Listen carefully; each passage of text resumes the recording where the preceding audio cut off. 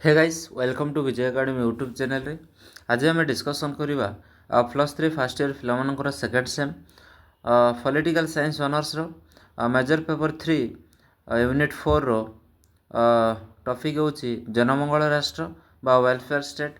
यही टॉपिक ऊपर आम डिस्कसन करवा बा जानिबा ए लेक्चर रे। जनमंगल राष्ट्र अर्थ meaning of the welfare state GDH कल मतरे जो राष्ट्र प्रत्येक नागरिक जीवन धारण निमंते सर्वनिम्न मान और सुजोगर प्रतिश्रुति मिले ताकू एक जनमंगल राष्ट्र कहुए। जनमंगल राष्ट्र सामाजिक उदारवाद सोशल लिबरालिज्म फल। हबमैन मतरे यह होची 19विंश शताब्दी व्यक्तिवाद और विंश शताब्दी साम्यवाद मध्य एक नैष्ठिक विवाह बा मेलन। यार अर्थ उभय व्यक्तिवाद और समाजवाद उग्र रूप को परिहार करी मध्य एक मध्यम पंथा अनुसरण करे। जनमंगल राष्ट्र एक सकारात्मक राष्ट्र बा पॉजिटिव स्टेट जहाँ जनसाधारण नुआ बा अधिक किछि करिवार प्रतिश्रुति बहन करे, जार कार्य केवल पुलिस और बा जोगुआल राष्ट्र कार्य सीमित नुहे। व्यक्तिर स्वाधीनता मर्यादा रक्षा सह ताकू सामाजिक अर्थनैतिक निरापत्ता प्रदान करने जनमंगल राष्ट्र दया नुहे। व्यक्ति और परिवार को सर्वनिम्न रोजगार प्रदान करने सेमान को आकस्मिक कि संभाव्य और निश्चितता जनित संकट उद्धार करने जाति धर्म वर्ण लिंग अंचल मर्यादा पदमर्यादा अथवा श्रेणी निर्विशेष समस्त नागरिक को केतेक प्रकार समाज सेवा प्रदान करने जनमंगल राष्ट्र स्वाभाविक कर्तव्य। जनमंगल राष्ट्र सेवा लाभ करने नागरिक एक अधिकार अनुग्रह नुहे। निजर दक्षता अनुशासन अनुसार राष्ट्रपाई अवदान दे नागरिक यही असुविधा हासिल करने हकदार। व्यक्तिर शशबरू श्मशान पर्यंत कल्याण साधन निमंते राष्ट्र सचेतन रहे और वास्तव उद्यम करे। जनमंगल राष्ट्र मिश्रित अर्थनीति मिक्सड इकोनॉमी रे विश्वास करे नहीं, अर्थात यह पूंजीवादी उदार अर्थनीति और समाजवादी राष्ट्रायत्त अर्थनीति को चरम रूप को ग्रहण न करी एक मिश्रित व मध्यम स्तर को ग्रहण करे। तेणु जनमंगल राष्ट्र उभय सरकारी उद्योग और बेसरकारी व व्यक्तिगत उद्योग देखा मिले।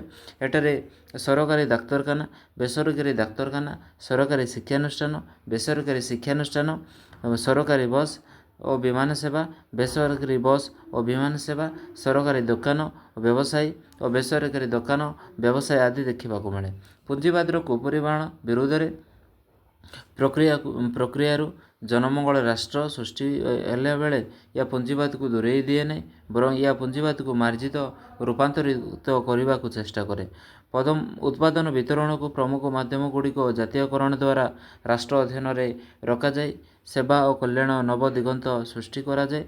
एणु जनमंगल राष्ट्र यथोचित परिमाण में बेसरकारी संपत्ति अधिकार करने सपक्ष मत दिए, मात्र अधिक धनी और विपुल संपत्तिर अधिकार मानक उपर कर लागू करी राष्ट्र निमित्त पुनर्वितरण करे एवं सामाजिक न्याय और प्रतिष्ठा करने निमंते चेष्टा करे। अनाथ विधवा विकलांग निराश्रय रुग्ण भकिला आदि लोक मानकर जनमंगल राष्ट्र होची एक आशार लहरी और करुणार एक उत्साह एवं बंचवार एक राह। जनमंगल राष्ट्र उदारवादी गणतांत्रिक ढांचार एक मानववादी समाज सृष्टि कर लक्ष्य रखे। जनमंगल राष्ट्र एक गणतांत्रिक एक मौलिक आवश्यकता आधार। एठारे सांविधानिक आईन व्यवस्था योजनाबद्ध कार्यसूची अनुसार सामाजिक अर्थनैतिक रूपांतरण और कल्याण साधन कराए। एठारे स्वेच्छाचार और विप्लवर स्थान नहीं संपत्तिगत अधिकार को आईन स्वीकृति मिलता है।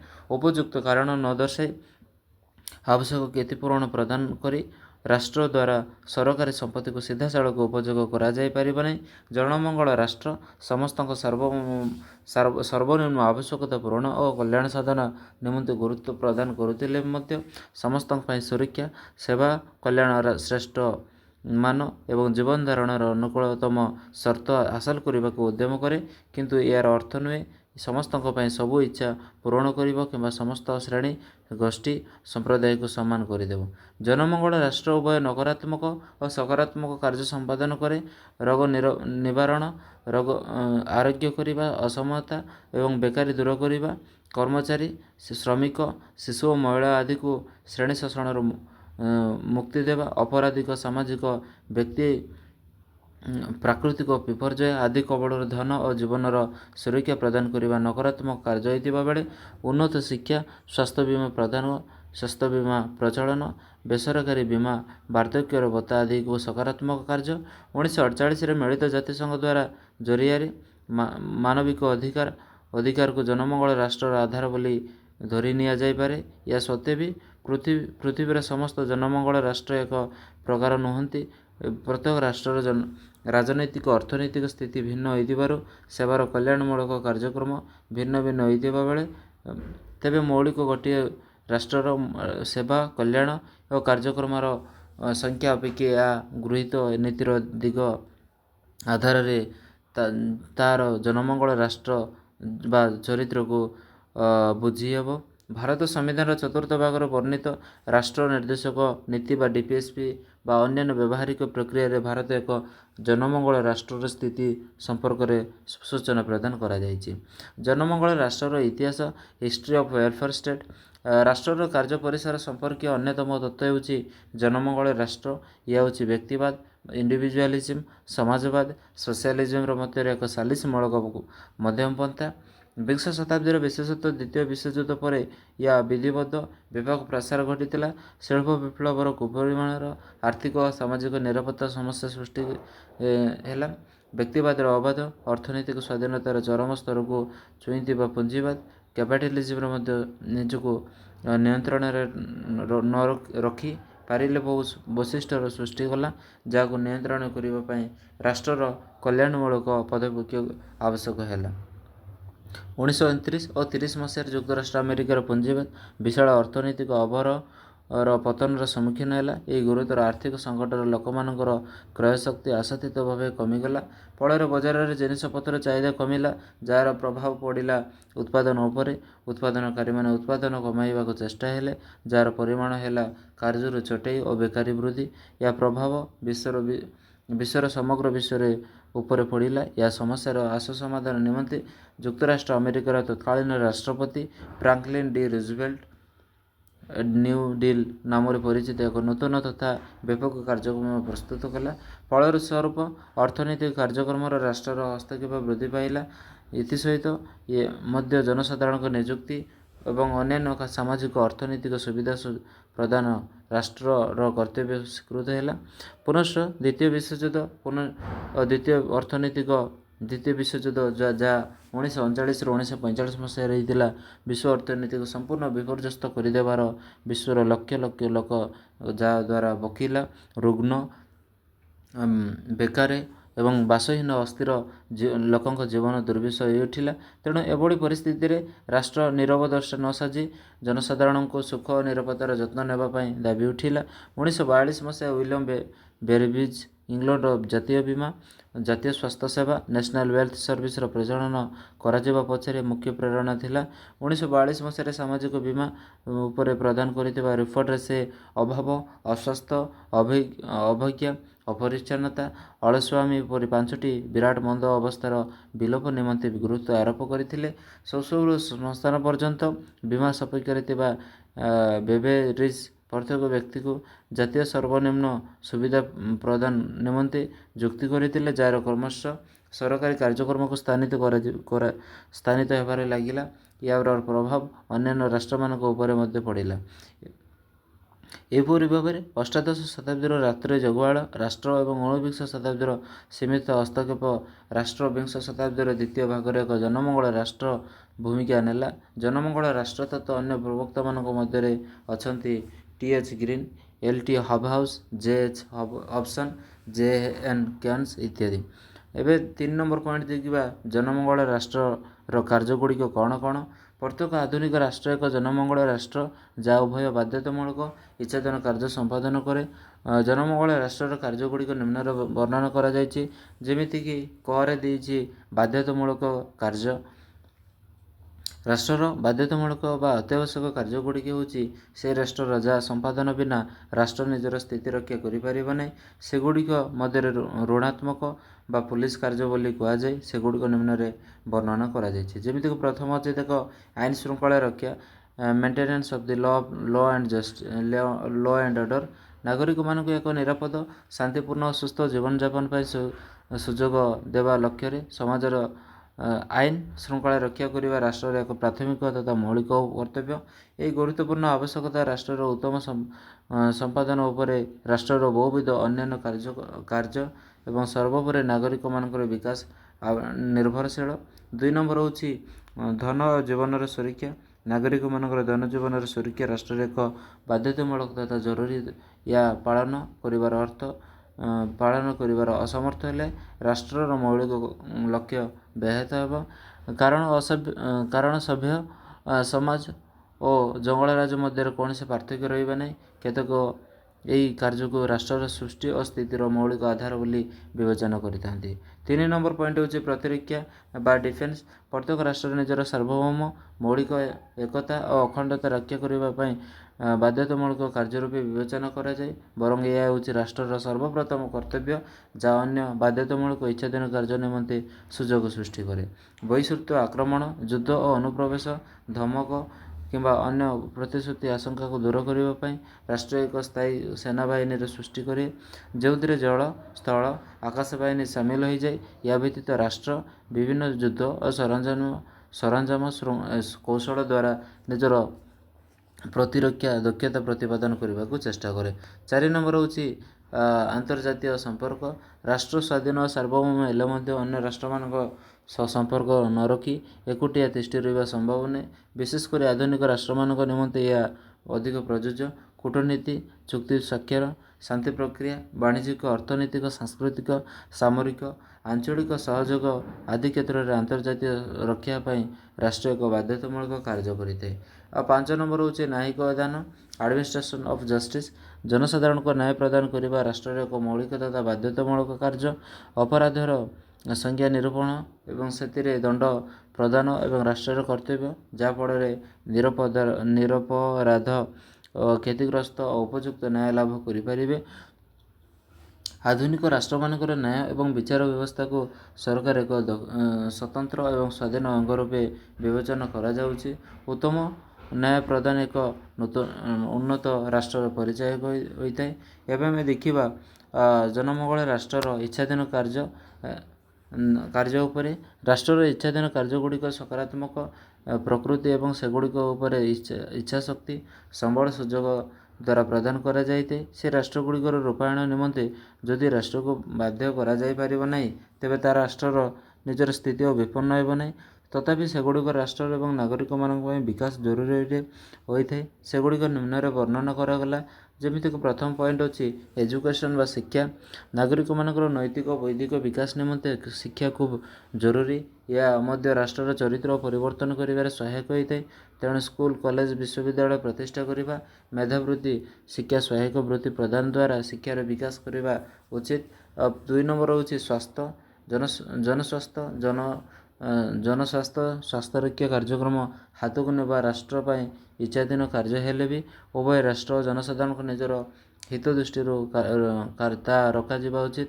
ସୁସ୍ଥ ଓ ସ୍ୱାସ୍ଥ୍ୟବାନ ନାଗରିକମାନେ ଏକ ସୁସ୍ଥ ନାଗରିକ ରାଷ୍ଟ୍ର ପାଇଁ ଜରୁରୀ ହୋଇଥାଏ। ଡାକ୍ତରଖାନା, ପ୍ରାଥମିକ ଚିକିତ୍ସା କେନ୍ଦ୍ର ଆଦି ପ୍ରତିଷ୍ଠା କରିବା, ମହିଳା ଓ ଶିଶୁ କଲ୍ୟାଣ କାର୍ଯ୍ୟକ୍ରମ ହାତକୁ ନେବା ରାଷ୍ଟ୍ର ଏକ ମଙ୍ଗଳପ୍ରଦ। ଆଧୁନିକ ରାଷ୍ଟ୍ରମାନେ ଏ ଦିଗରେ ଆଗ୍ରହ ପ୍ରକାଶ କରନ୍ତି। 3 ନମ୍ବର ହେଉଛି କୃଷି ଓ ଶିଳ୍ପର ବାଣିଜ୍ୟ, ଏଗ୍ରିକଲଚର, ଇଣ୍ଡଷ୍ଟ୍ରି ଆଣ୍ଡ କମର୍ସ।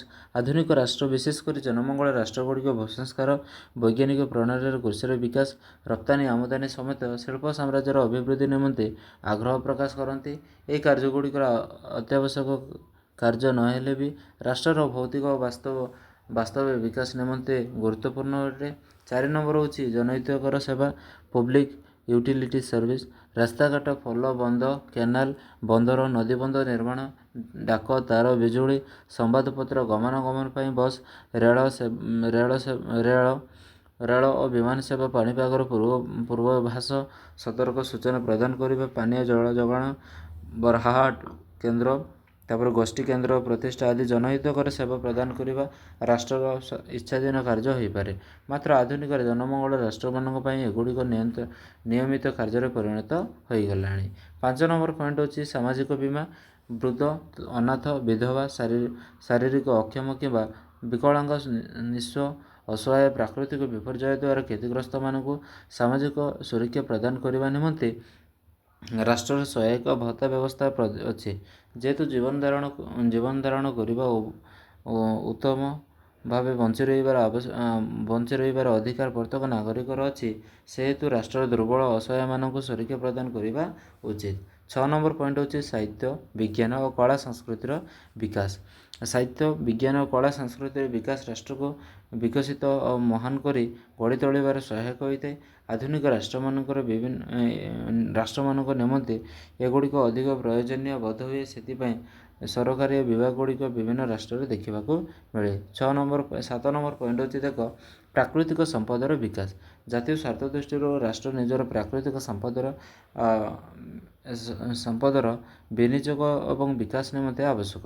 ପରିବେଶ ସୁରକ୍ଷା, ଜଙ୍ଗଲ ଏବଂ ବନ୍ୟଜନ୍ତୁ ସୁରକ୍ଷା, ମତ୍ସ୍ୟଜୀବୀମାନଙ୍କର ବିକାଶ ଏବଂ ସମୁଦ୍ର ଓ ନଦୀ ଓ ଖଣିଜ ସମ୍ପଦର ସୁରକ୍ଷା ବିକାଶ ଦ୍ୱାରା ରାଷ୍ଟ୍ରର ବିକାଶ ସମ୍ଭବ ହୋଇପାରିବ।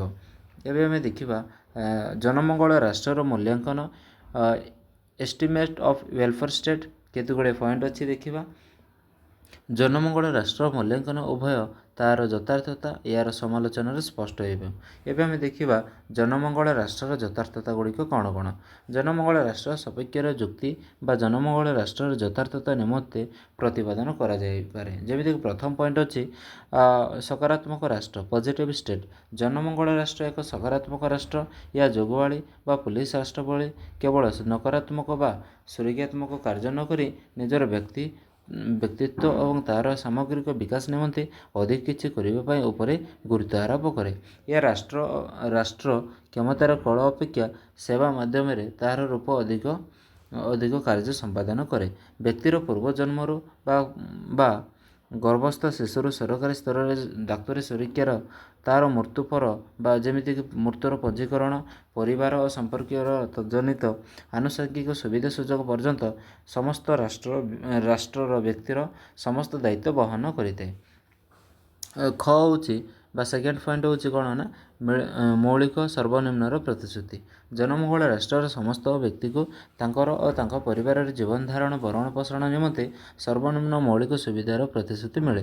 ଚାକିରି, କୃଷି, ଶିଳ୍ପ, ବ୍ୟବସାୟ ଆଦି ନିଯୁକ୍ତି ଅଥବା ସୁରକ୍ଷାମୂଳକ ସାହାଯ୍ୟ ମାଧ୍ୟମରେ ଏହି ପ୍ରତିଶ୍ରୁତି ରାଷ୍ଟ୍ର ପୂରଣ କରିଥାଏ। ପ୍ରତ୍ୟେକଙ୍କୁ ଖାଦ୍ୟ, ବସ୍ତ୍ର, ବାସଗୃହ ସମେତ କୃଷି, ସ୍ୱାସ୍ଥ୍ୟସେବା ଆଦି ମୌଳିକ ସୁବିଧା ନିମନ୍ତେ ରାଷ୍ଟ୍ର ବ୍ୟବସ୍ଥା କରିଥାଏ। ଆଉ 3 ନମ୍ବର ପଏଣ୍ଟ ବା 3rd ନମ୍ବର ପଏଣ୍ଟ ହେଉଛି ବା ଗ ପଏଣ୍ଟ ହେଉଛି ସାମାଜିକ ଓ ଅର୍ଥନୈତିକ ନ୍ୟାୟ। ଜନମଙ୍ଗଳ ରାଷ୍ଟ୍ର ଜାତି, ଧର୍ମ, ବର୍ଣ୍ଣ, ଲିଙ୍ଗ, ଅଞ୍ଚଳ, ଭାଷା ଆଦି ଭିତ୍ତିରେ ବ୍ୟକ୍ତି ମଧ୍ୟରେ ଥିବା କୃତ୍ରିମ ଭେଦଭାବକୁ ଦୂର କରିବାକୁ ଚେଷ୍ଟା କରେ। ସାମାଜିକ ସମତା, ନ୍ୟାୟ ପ୍ରତିଷ୍ଠା କରିବା ଦିଗରେ ଉଦ୍ୟମ କରେ। ସେହିପରି ସେହି ସମାଜର ଧନୀ ଦରିଦ୍ର ମଧ୍ୟରେ ଥିବା ତାରତମ୍ୟ ଦୂରେଇବା ସହ ସେ ଅର୍ଥନୈତିକ ନ୍ୟାୟ ପ୍ରତିଷ୍ଠା ପାଇଁ ଉଦ୍ୟମ କରେ। ଧନୀମାନଙ୍କ ଉପରେ ଅଧିକ କରଭାର ଲାଗୁ ଓ ନିର୍ଦ୍ଧନଙ୍କୁ ଆର୍ଥିକ ବସ୍ତୁଗତ ପ୍ରୋତ୍ସାହନ ମାଧ୍ୟମରେ ଏପରି ପରିସ୍ଥିତି ସୃଷ୍ଟି କରାଯାଇପାରେ। ଏବେ ଦେଖିବା 4 ନମ୍ବର ପଏଣ୍ଟ ବା ଘ ନମ୍ବର ପଏଣ୍ଟ ହେଉଛି ଜନହିତ ଜନମଙ୍ଗଳ ସେବା। ଜନମଙ୍ଗଳ ରାଷ୍ଟ୍ର ଜନହିତକର ଜନମଙ୍ଗଳ ସେବା ପ୍ରଦାନ କରିବା ନିମନ୍ତେ ଅଧିକ ସୁଖ୍ୟାତି ଲାଭ କରିଛି। କୁହାଯାଏ ଯେ ଜନମଙ୍ଗଳ ରାଷ୍ଟ୍ର ବ୍ୟକ୍ତିର କେବଳ ଜନ୍ମ ହେବା ଯଥେଷ୍ଟ, ରାଷ୍ଟ୍ର ବାକି ସବୁ କାମ କରିଦେବ। ଏହି ରାଷ୍ଟ୍ରର ଜନମଙ୍ଗଳ ରାଷ୍ଟ୍ର ସେବା ପ୍ରଦାନ ନିମନ୍ତେ ବ୍ୟକ୍ତିର ଅଧିକାର, ଏହା ରାଷ୍ଟ୍ରର ଦୟା ନୁହେଁ। ଶିକ୍ଷା, ସ୍ୱାସ୍ଥ୍ୟ ସେବା ଆଉ ବାର୍ଦ୍ଧକ୍ୟ, ବିଧବା ଭତ୍ତା, ଅନାଥାଶ୍ରମ, ଡାକ, ତାର, ବିଜୁଳି, ପାନୀୟ ଜଳ, ପରିମଳ, ଦୂରସଞ୍ଚାର, ଦରିଦ୍ର ଅସହାୟମାନଙ୍କ ପାଇଁ ଗୃହ ନିର୍ମାଣ ସାହାଯ୍ୟ ଅଥବା ମାଗଣା ବାସଗୃହ, ଋଣ ଯୋଗାଣ ଆଦି ଜନମଙ୍ଗଳ ରାଷ୍ଟ୍ର ପ୍ରଦାନ କରେ। ଉଭୟ ସବଳ ଓ ଦୁର୍ବଳଙ୍କ ନିମନ୍ତେ ଜନମଙ୍ଗଳ ରାଷ୍ଟ୍ର ଉଦ୍ଦିଷ୍ଟ ସେବା ହେଉଛି ଏହି ରାଷ୍ଟ୍ରର ଆଧାର। ଏବେ 5 ନମ୍ବର ପଏଣ୍ଟ ବା 1 ନମ୍ବର ପଏଣ୍ଟ ହେଉଛି ମିଶ୍ର ଅର୍ଥନୀତି ଓ ଯୋଜନା। ଜନମଙ୍ଗଳ ରାଷ୍ଟ୍ର ଉଭୟ ରାଜନୈତିକ ସ୍ୱାଧୀନତା, ଅର୍ଥନୈତିକ ସମାନତା ପ୍ରତିଷ୍ଠା ଦିଗରେ ଉଦ୍ୟମ କରେ। ଏହା ବ୍ୟକ୍ତିବାଦ ଓ ସମାଜବାଦର ଉଗ୍ର ରୂପକୁ ପରିହାର କରି ଏକ ମଧ୍ୟବର୍ତ୍ତୀ ସ୍ଥାନ ଅଳଙ୍କୃତ କରିଛି। ଏଠାରେ ମିଶ୍ର ଅର୍ଥନୀତି ଅନୁସୃତ ହୁଏ, ଅର୍ଥାତ୍ ଉଭୟ ସୀମିତ ଓ ପୁଞ୍ଜିବାଦ ସୀମିତ ସମାଜବାଦ ଦେଖିବାକୁ ମିଳିଥାଏ। ସରକାରୀ ଉଦ୍ୟମ ସହ ବେସରକାରୀ ଉଦ୍ୟମ ଏକତ୍ର ଦେଖିବାକୁ ମିଳେ। ତ୍ରୁଟି ମୁକ୍ତି ଏକତ୍ର ମିଳିତ ସମ୍ମିଳିତ ହେବାର ବ୍ୟବସ୍ଥା ଜନମଙ୍ଗଳ ରାଷ୍ଟ୍ର। ଯୋଜନା ମାଧ୍ୟମରେ ସମୟବଦ୍ଧ ରାଷ୍ଟ୍ର ସଫଳତା ହାସଲ କରିବା ଏହି ରାଷ୍ଟ୍ରର ଅନ୍ୟ ଏକ ଦିଗ। 6 ନମ୍ବର ପଏଣ୍ଟ ହେଉଛି ବନ୍ଧୁ ଓ ଦାର୍ଶନିକ ପଥ ପ୍ରଦର୍ଶକ ରାଷ୍ଟ୍ର। ଜନମଙ୍ଗଳ ରାଷ୍ଟ୍ର ଓ ସମାଜର ବନ୍ଧୁ ଦାର୍ଶନିକ ଓ ପଥ ପ୍ରଦର୍ଶକ ରାଷ୍ଟ୍ର କାର୍ଯ୍ୟ କରେ। ଜନମଙ୍ଗଳ ରାଷ୍ଟ୍ର ବ୍ୟକ୍ତିର କେବଳ ବିପଦ ଆପଦରେ ସହାୟକ ହୁଏ ତାହା ନୁହେଁ, ବରଂ ଜୀବନର ସମସ୍ତ କ୍ଷେତ୍ରରେ ତା'ର ଜ୍ଞାତସାରରେ ଅଜ୍ଞାତସାରରେ ତାକୁ ସୂଚନା ଏବଂ ମାର୍ଗଦର୍ଶନ, ମନୋରଞ୍ଜନ, ବନ୍ଧୁତ୍ୱପୂର୍ଣ୍ଣ ସହଯୋଗ ଆଦି ପ୍ରଦାନ କରେ। ଅସହାୟ ନିରୁପାୟ ପରିସ୍ଥିତି ଉଦ୍ଧାର କରେ। 7 ନମ୍ବର ପଏଣ୍ଟ ହେଉଛି ଅନୁନ୍ନତ ସମାଜର ଆବଶ୍ୟକତା। ଅବହେଳିତ ଅନୁନ୍ନତ ବିକାଶୋନ୍ମୁଖୀ ରାଷ୍ଟ୍ରଗୁଡ଼ିକର ବ୍ୟକ୍ତିବାଦୀ ତଥା ପୁଞ୍ଜିବାଦୀ ସମାଜର ନିଜକୁ ସୁରକ୍ଷିତ ରଖିପାରିବେ ନାହିଁ। ସେମାନେ ସମାଜର ସାମଗ୍ରିକ ସନ୍ତୁଳିତ ଦ୍ରୁତ ବିକାଶ ନିମନ୍ତେ ଜନମଙ୍ଗଳ ରାଷ୍ଟ୍ରକୁ ବ୍ୟବସ୍ଥାକୁ ଏକ ଜରୁରୀ ଆବଶ୍ୟକ ବୋଲି ମନେ କରନ୍ତି। ଏବେ ଆମେ ଦେଖିବା ଜନମଙ୍ଗଳ ରାଷ୍ଟ୍ରର ସମାଲୋଚନା କ୍ରିଟିସିଜମ୍ ଅଫ୍ ୱେଲଫେୟାର ଷ୍ଟେଟ୍। ଜନମଙ୍ଗଳ ରାଷ୍ଟ୍ରର ନିମ୍ନଲିଖିତ ବିପକ୍ଷୀୟ ଯୁକ୍ତି ଦ୍ୱାରା ସମାଲୋଚନା କରାଯାଏ। ଯେମିତିକି ପ୍ରଥମ ପଏଣ୍ଟ ଅଛି ପରାଙ୍ଗପୁଷ୍ଟ ମନୋବୃତ୍ତି। ଜନମଙ୍ଗଳ ରାଷ୍ଟ୍ର ପ୍ରତ୍ୟେକ ବ୍ୟକ୍ତିକୁ ସର୍ବନିମ୍ନ ମୌଳିକ ଆବଶ୍ୟକତା ପୂରଣ କରିବାର ପ୍ରତିଶ୍ରୁତି ଦିଏ।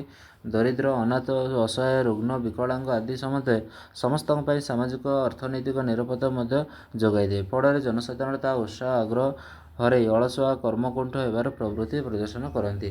ସମାଜର ତଥା ଅନ୍ୟମାନଙ୍କ ଅର୍ଜିତ ସମ୍ପତ୍ତି ରୋଜଗାର ଉପରେ କେବଳ ବିନା ଶ୍ରମରେ ବା ଅଳ୍ପ ଶ୍ରମରେ ନିଜର ଭାଗ୍ୟ ବସାଇଥାନ୍ତି। ଏହାଦ୍ୱାରା ସେମାନଙ୍କ ଭିତରେ ଏକ ପରାଙ୍ଗପୁଷ୍ଟ ମନୋବୃତ୍ତି ସୃଷ୍ଟି ହୁଏ, ଯାହା ଅନ୍ୟମାନଙ୍କ ପାଇଁ ବା ରାଷ୍ଟ୍ର ପାଇଁ କ୍ଷତିକାରକ ହୋଇଥାଏ। 2 ନମ୍ବର ପଏଣ୍ଟ ହେଉଛି କ'ଣ? କରଭାର ବୃଦ୍ଧି। କରଭାର ବୃଦ୍ଧି increasing burden of the taxation. ଜନମଙ୍ଗଳ ରାଷ୍ଟ୍ର ଜନକଲ୍ୟାଣମୂଳକ ବିବିଧ କାର୍ଯ୍ୟକ୍ରମ ସମ୍ପାଦନ କରୁଥିବାରୁ ଅଧିକ ଅର୍ଥ ଆବଶ୍ୟକ ହୁଏ। ଏହା ଭରଣପୋଷଣ ନିମନ୍ତେ ଜନସାଧାରଣଙ୍କ ଉପରେ ଅଧିକ କରଭାର ଲାଗୁ ହୋଇଥାଏ। ସାଧାରଣତଃ ପରିଶ୍ରମୀ ଓ ଉତ୍ସାହୀ ବ୍ୟକ୍ତିମାନେ ସେମାନଙ୍କ ପରିଶ୍ରମ ମୂଲ୍ୟରୁ ଅଧିକ କରଦାନ କରି ଅନ୍ୟମାନଙ୍କୁ ସେବା ପ୍ରଦାନ କରିବା ପାଇଁ ରାଷ୍ଟ୍ର ଦ୍ୱାରା ଚାପର ଶିକାର ହୋଇଥାନ୍ତି। 3 ନମ୍ବର ପଏଣ୍ଟ ହେଉଛି ଶିଳ୍ପ ସଂକୋଚନ ଇଣ୍ଡଷ୍ଟ୍ରିଆଲ କଣ୍ଟ୍ରାକ୍ସନ୍। ଜନସାଧାରଣଙ୍କ ଉପରେ କରଭାର ବୃଦ୍ଧି ହେଲେ ସେମାନଙ୍କର ପୁଞ୍ଜି ଲଗାଣ କ୍ଷମତା କମିଯିବ। ଫଳରେ ଶିଳ୍ପାୟନର ବ୍ୟାପକ ଦ୍ରୁତ ବିକାଶ ସମ୍ଭବ ହେବ ନାହିଁ। ଅର୍ଥାତ୍ ଶିଳ୍ପ ସଂକୋଚନ ଫଳରେ ଜାତୀୟ ଅର୍ଥନୀତି ଓ ବିକାଶ ମଧ୍ୟ ପ୍ରଭାବିତ ହେବ। 4 ନମ୍ବର ହେଉଛି ବ୍ୟୟବହୁଳ ରାଷ୍ଟ୍ର। ଜନମଙ୍ଗଳ ରାଷ୍ଟ୍ର ଏକ ବ୍ୟୟବହୁଳ ରାଷ୍ଟ୍ର ଅଟେ। ସରକାରୀ ପାଣ୍ଠିର ବହୁଳାଂଶରେ କେତେକ ସାମାଜିକ କଲ୍ୟାଣ, ଅର୍ଥନୈତିକ ନିରାପତ୍ତା ଏହାର ପରିଚାଳନା ଦିଗରେ ବିନିଯୋଗ ହୁଏ। ଫଳରେ ଅନ୍ୟାନ୍ୟ ଦିଗରେ ବିନିଯୋଗ ପାଇଁ ରାଷ୍ଟ୍ରୀୟ ପାଣ୍ଠି ନିଅଣ୍ଟ ହୋଇଥାଏ। 5 ନମ୍ବର ହେଉଛି ଅମଳତାନ୍ତ୍ରିକ ଶାସନ। ଜନମଙ୍ଗଳ ରାଷ୍ଟ୍ର କାର୍ଯ୍ୟଭାର ବୃଦ୍ଧି ହେତୁ ଅମଳତାନ୍ତ୍ରିକ ଅଧିକ ଶକ୍ତିଶାଳୀ ହୋଇଉଠେ। ଏହାର ନାଲି ଫିତାବାଦ ବା ମନ୍ତର ସ୍ୱଭାବ ଯୋଗୁଁ କାର୍ଯ୍ୟମାନ ବିଳମ୍ବ ହୋଇଥାଏ। ଏଥିରେ ମଧ୍ୟ ଦକ୍ଷତା ହ୍ରାସ ହୋଇଥାଏ। ଦୁର୍ନୀତି ଯୋଗୁଁ ବି ବାସ୍ତବ ସଫଳତା ମିଳେ ନାହିଁ। 6 ନମ୍ବର ପଏଣ୍ଟ ହେଉଛି ପ୍ରୋତ୍ସାହନ ବିନାଶ କରେ। ଅଧିକ କଠିନ ପରିଶ୍ରମ, ସୃଜନଶୀଳତା ଆଦି ପାଇଁ ଜନମଙ୍ଗଳ ରାଷ୍ଟ୍ର ବିଶେଷ ପ୍ରୋତ୍ସାହନ ନାହିଁ। ଏଠାରେ କର୍ମଠ କର୍ମକୁଣ୍ଠ ଉଭୟଙ୍କୁ ପ୍ରାୟତଃ ସମାନ ଦୃଷ୍ଟିରେ ଦେଖାଯାଏ। ଅଧିକ ଯୋଗ୍ୟ ନିଜର ପରୋପକାରିତା ଦ୍ୱାରା ଅର୍ଜନ କରିଥିବା ସମ୍ପତ୍ତି ମଧ୍ୟ ଅଯୋଗ୍ୟ ଲୋକମାନେ ଭାଗ ପାଇଥାନ୍ତି। ଏଣୁ କାମ କରିବାର ପ୍ରୋତ୍ସାହନ କମିଯାଏ। ରାଷ୍ଟ୍ରର କାର୍ଯ୍ୟକ୍ରମ ସର୍ବବିଧ ବ୍ୟାପକ ହେବା ଫଳରେ ସ୍ୱାସ୍ଥ୍ୟସେବା ଅନୁଷ୍ଠାନମାନଙ୍କର ସ୍ପୃହା ଏବଂ କାର୍ଯ୍ୟକ୍ଷେତ୍ର ମଧ୍ୟ ସଂକୁଚିତ ହୋଇଥାଏ। 7 ନମ୍ବର ହେଉଛି ଦରିଦ୍ର ରାଷ୍ଟ୍ର ପାଇଁ ଉପଯୋଗୀ ନୁହେଁ। ଦରିଦ୍ର ରାଷ୍ଟ୍ର ପାଇଁ ଜନମଙ୍ଗଳ ରାଷ୍ଟ୍ର ବ୍ୟବସ୍ଥା ଗ୍ରହଣ କରାଯାଇପାରିବ ନାହିଁ। କାରଣ ନିଜର ସୀମିତ ସମ୍ବଳକୁ ସେମାନେ ଜନହିତକର ଓ କଲ୍ୟାଣମୂଳକ କାର୍ଯ୍ୟରେ ବିନିଯୋଗ କଲେ ଭିତ୍ତିଭୂମିର ବିକାଶ, ଶିଳ୍ପାୟନ, ଅର୍ଥନୀତିର ବିକାଶ ଆଦି ସମ୍ବଳର ବିନିଯୋଗ ହୋଇପାରିବ ନାହିଁ। ଅଥବା ଏଥି ନିମନ୍ତେ ସେମାନଙ୍କୁ ବିଦେଶୀ ଋଣ ଜନ୍ତାରେ ପଡ଼ିବାକୁ ହେବ। ମୋଟ ଉପରେ ଏହି ବ୍ୟବସ୍ଥା ଉପରେ ଜନମଙ୍ଗଳ ରାଷ୍ଟ୍ର ଉପଯୁକ୍ତ ନାହିଁ। ଏହା ଥିଲା ଆମର ୱେଲଫେୟାର ଷ୍ଟେଟ୍ ବିଷୟରେ। ପରବର୍ତ୍ତୀ ସମୟରେ ଆମେ ସ୍ୱରାଜ ଭାବନା ବା ଆଇଡ଼ିଆ ଅଫ୍ ସ୍ୱରାଜ ଉପରେ ଆମେ ଡିସ୍କସନ୍ କରିବା। ରହିଲି, ଧନ୍ୟବାଦ।